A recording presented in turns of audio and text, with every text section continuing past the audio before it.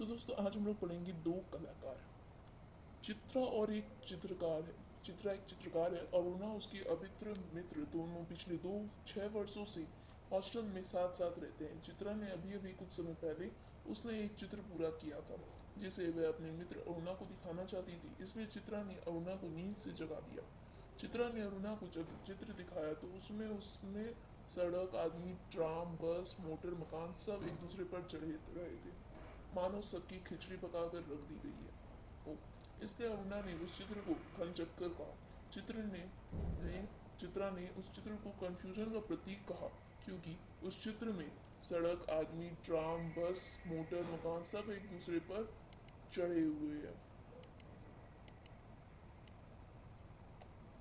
अभी ये दोनों बातें कर ही रही थी कि उनके कमरे में के बाहर 3-4 बच्चे अरुणा की प्रतीक्षा कर रहे थे।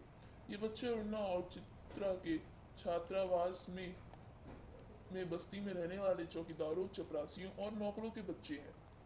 इन बच्चों को अरुणा पढ़ाती है और इस समय वे अरुणा से पढ़ने के लिए ही आए हैं। दूसरे दिन चित्रा चाय पर अरुणा का इंतजार कर रही थी। इतने में अरुणा का आगमन होता है और चित्रा उसे बताती है कि उसके पिता का पत्र आया है, जिसमें आगे की पढ़ाई के लिए उसे विदेश जाने की अनुमति मिल गई है।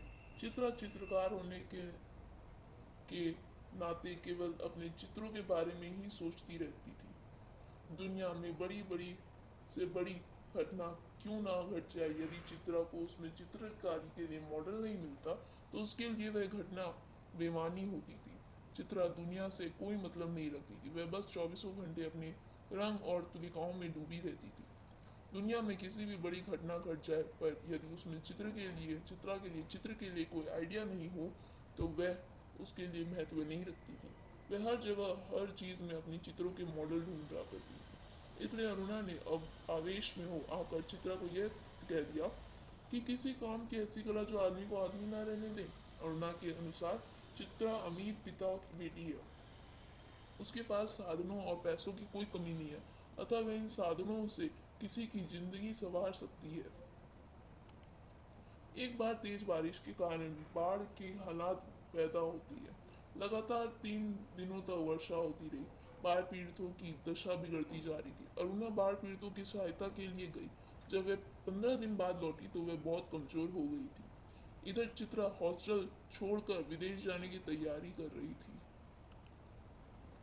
एक चित्रा को चित्रकला के संबंध में विदेश जाना था, इसलिए वह अपने गुरु से मिल कर घर लौट रही थी। घर लौटते समय उसने देखा कि पेड़ के नीचे एक भिखारन मरी पड़ी है और उसके यहाँ दोनों बच्चे उसके सूखे हुए शरीर से चिपक कर बुरी तरह रो रहे हैं।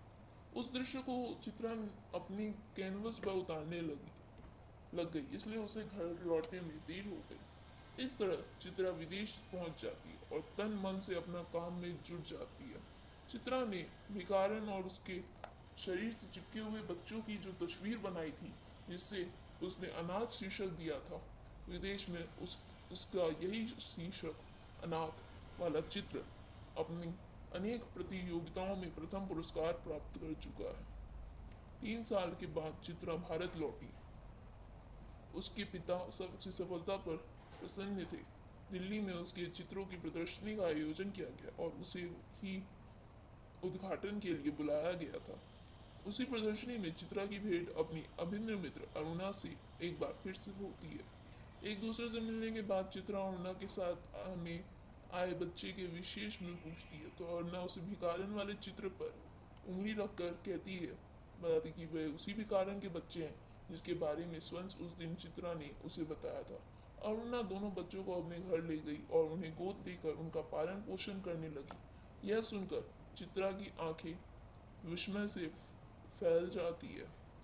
चित्रा को बहुत ही ज्यादा होता है। तो इस कहानी से द्वारा लेखक हमें ये बताना चाहते हैं कि निर्धन और असहाय लोगों की मदद करनी चाहिए। इस कहानी द्वारा सच्चे कलाकार की परिभाषा को भी परिभाषित करने का प्रयास किया गया। लेखक के अनुसार सच्चा कलाकार वह होता है जो समाज की सहानुभूति और सरोकार रखता है। चित्रा जहाँ अनाथ बच्चों को चित्र बनाकर अपने कर्तव्य से इतिश्री कर लेती है, वही अरुणा उन बच्चों को अपना कर सामाजिक आदर्श का अनुपम उदाहरण बनती है। और यहीं पे कहानी का अंत हो जाता है। तो दोस्तों, अगर आपको कहानी समझ में आई है तो प्लीज़ चैनल को सब्सक्राइब करें, अभी तक नहीं किया हो तो। बेल आइकन पर क्लिक करें ताकि मैं जब भी न्यू वीडियो डालूँ तब आपको पता चल जाएगा। Thank you.